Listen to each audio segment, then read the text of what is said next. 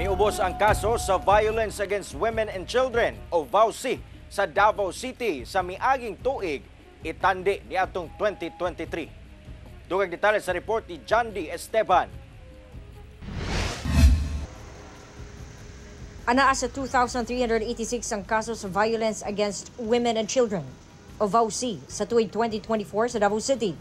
Mas ubos kini itandi sa 2,707 sa tuig 2023. Base kini sa tala sa Davao City Integrated Gender and Development Office o IGDD.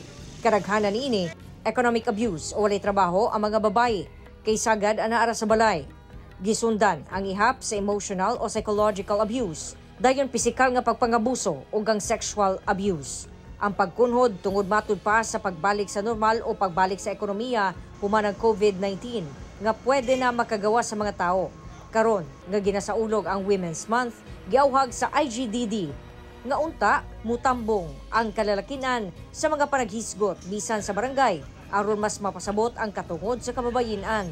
Hikayato nato ang mga lalaki nga mas mo-participate, mas maminaw sa mga issue sa mga babae ug paano sila makakontribute kay kani man gyud ang atong allies, no? Sa pagdismantle sa lain-lain nga beliefs, mga misconceptions ug lain-lain nga barriers, no, to development sa kinabuhi sa usa ka babae.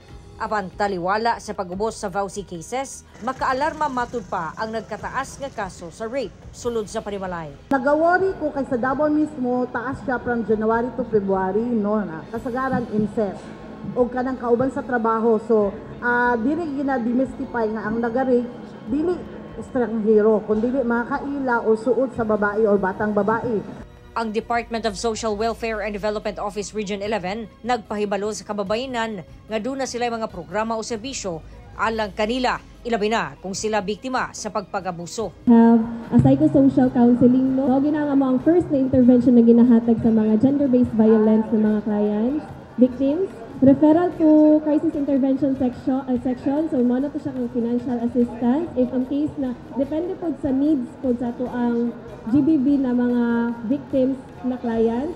And also, referral po sa ito ang legal offices, no, for the legal intervention. Kauban si Bebot Kahes sa kamera, John D. Esteban. 1. Mindanao.